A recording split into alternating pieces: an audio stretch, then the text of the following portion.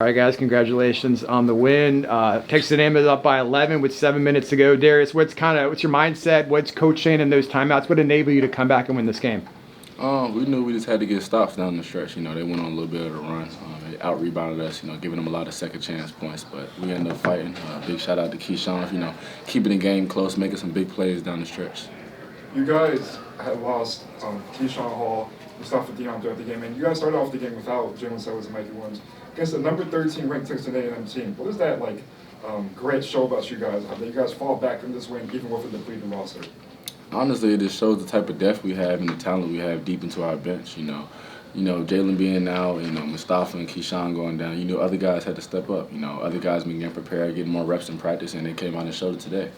Darius, you guys were down 8 with 4 minutes left, and then you went on to hold this team to 1 of 13 down the stretch. How is that a reflection of your defensive tenacity and the defensive culture you're building? It's everything that the coach preaches, getting stops late down in the game. We really fought back. We were preaching in the huddle, making sure we get stops, making sure we limit them to 1 rebound or 1 offensive shot, and I think we did a better job of that late in the game. You guys struggled to score on the interior throughout much of the game. I think you had only 14 points in the paint, but you had the 2 big ones, the dunks from JJ and then the dunk from Benny. What does it say about the offense that you guys were able to kind of find a way and have those guys make those big plays down the stretch? I could just say just our space. We have a lot of great shooters, so we get downhill and we penetrate. A lot of guys step up, so easy kicks. We don't want to force nothing in the paint, so I feel like just with our spacing and a lot of shooters, that is the reason why we had a lot of outside shots. But those guys, JJ kept crashing, so eventually, with taking good shots, you're able to get offensive rebounds. So we kept doing that, and JJ ended up getting the one down the stretch that was a big-time play. You guys dealt with a lot of perimeter struggles and empty offensive possessions. What was the message in the huddle to try and work through that and find success later on? We had different guys in who haven't been, playing together in practice as much. So, we just had to get some more chemistry going, keep the ball moving. At a time, we went to a small lineup there with Benny as our 5-man. So we knew we had a chance to really get up and down the floor. They had a big fella who's 6'9", but not as agile and mobile as Benny. So we knew we had to limit them to one shot on offense, and then we could take off and run like we want to. Jordan, you're from the state of Texas. What's it mean to get a win over a team like A&M? It feels great, I know some of those guys. I played one of those guys last year on Texas A&M. He was on SMU, so I took that a little personal, just being from Texas, knowing those guys and having some friendship with them. It's a good win. What's it like to have a court storming? Again, you had it 1 year ago with Kansas, but to have all the students celebrate on the court with you, what's that like? It's a great experience, but, we're supposed to get that win, so it ain't really, it ain't nothing too big. We went into the game expecting to win and nothing less. We're happy that the fans are excited and that they have so much joy and excitement behind us, but, that's what we're supposed to do. Aside from the immense student turnout that we saw tonight and how it contributed to the energy, there were several football players in attendance tonight. What does that say about the internal support of the UCF athletic community? It's a lot of support, everybody support each other. It's my first year playing the Big 12 with this environment. I say I love it, love the support. It's like a dream come true, like a movie scene. So, hey, I love it. I asked you guys after the FGCU exhibition how the process of building continuity was reflecting in this team. How would you say your continuity has built over the last few weeks and how it reflected in this win?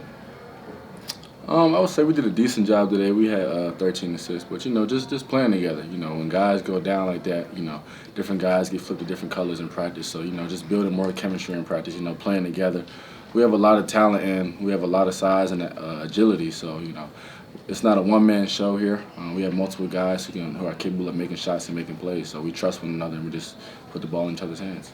This is the first time a lot of guys have seen J.J. Taylor play. He didn't play much at Memphis last year. What did you guys like about his contributions, particularly at the end of the game? J.J., he made a lot of great plays down the stretch, defensively and offensively. He had a great offensive rebound, I think to put us up 1, which was a huge play down the stretch. As leaders and older guys on the team, we've been pushing J.J., to get more out of him, and he's been doing a great job of that. He came out and showcased his abilities tonight, and that's only half of it. I know you guys feel like you're supposed to win games like this, but you guys are flying under the radar. I mean, A&M was the team that was ranked number 13. I know for the season opener to win a game like this, what does it say about this UCF team? This is a statement game. Moving forward, we want to, people underestimate us, but, moving forward, we're going to have to make people respect us. What kind of factor can Mustafa be this season for you guys? Mustafa can be a big factor. He's long, he has a lot of length, he's a 7'2", and he's very skilled offensively. He's getting a lot better defensively, altering guys' shots and with his rebounding. So, we trust him, and with the offense that we play, he can be very helpful. And I could say on top of that, he was a big factor in this game.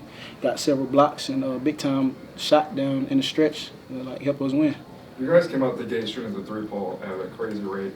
And then towards later in the second half, when it wasn't falling as much, you guys started attacking the paint more and more, getting to the line. Was that a plan change in the game, or was it just getting open? Just knowing the flow of the game, seeing how many fouls. DJ, our leader, he pointed it out to everybody that next foul would be a one-on-one. And we kept attacking.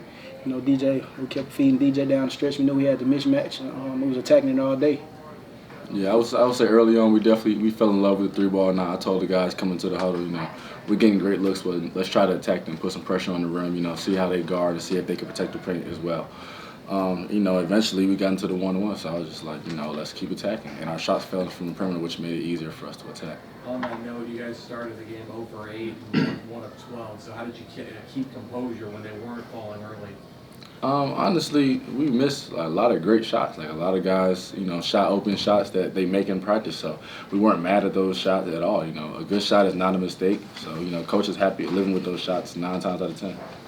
I know Jalen was going to be such a big factor in this team. Of course, I know he went down in the exhibition game a couple weeks ago. How did this team come together after that injury? Just kind of rally around him and having other guys step up in his absence. Just knowing how much Jalen, how hard he goes as a leader. And, us as brothers, we brotherhood. So when one brother fall, we look at that and we take pride in that, and we go hard for each other. Johnny wants to build this team as a defensive team, but what does it say? Shots aren't falling. It's easy for heads to droop, and maybe for offense struggles to kind of take away some energy defensively. What does it say that in the first game you guys kept the defensive intensity where you needed it to be to give your offense a chance to catch back up, to get back up? Honestly, it's been something we preached all summer. Offense is not something that's going to go in every night. You can't always rely on the ball to go in. But, when you're on those roads and you're on those tough environments, defense is one of the things that travel. Shout out to Night Nation, man. They were great, with their enthusiasm and energy down the stretch. You guys obviously play up-tempo, but a lot of those fast break opportunities weren't translating. How were you able to settle down, especially down the stretch, knowing that you could win this game? I feel like down the stretch, we end up just, taking advantage of being in foul trouble. We were in the bonus late in the game, so, we shot a lot of free throws towards the end of the game. We didn't capitalize on a lot of those fast break points, but, that's something that we'll go over in the film and make sure that we correct. Talking about down the stretch, you guys were down by around 10 before 5 minutes to go, and you guys held Texas A&M to 1 point in the last 5 minutes. What was the mindset going into it? Where did you guys realize, all right, this game is in reach? We knew with Wade being the shooter and the scorer he is, we knew he was going to try to get shots up, and we contained him. Our focus was to contain him, we stopped him, and force everybody else to try to make plays. We'll be in good position to win the game. Talk about that final possession. They get 3 offensive rebounds and kick it out each time. You guys hoping it doesn't go in. Talk about the effort on that play.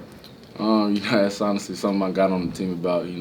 We can't allow that to happen. We can't keep allowing them to get second and third chances. Hoping for something to go in. We got to eliminate that, get the defensive rebound, and then seal the game. You guys obviously didn't have Mikey in this game, didn't have Jalen, and then you lost Keyshawn and Mustafa to foul trouble. How does that characterize the next man up mentality for you guys, and how did you lean on that to find success? Even in practice, we have guys go down sometimes, and coach always preach next man up. We gotta have next man mentality. Bring in when somebody go down, somebody else got to step up and play that role and play hard. So just having that mindset. You guys have One more question. You guys have fun tonight? Oh yeah, tonight was great. Especially I told them in the huddle. When we get in stops and forcing them to take tough shots, and we get out in our transition and play our offense that we want, and the coach preaches. It's fun. I can see the guys have a smile on their face. A lot of connectivity and continuity going on. I ain't even know the time of the day. I thought it was daytime. Thanks, guys. Appreciate it, fellas. Appreciate it. Thank you. Congrats, guys.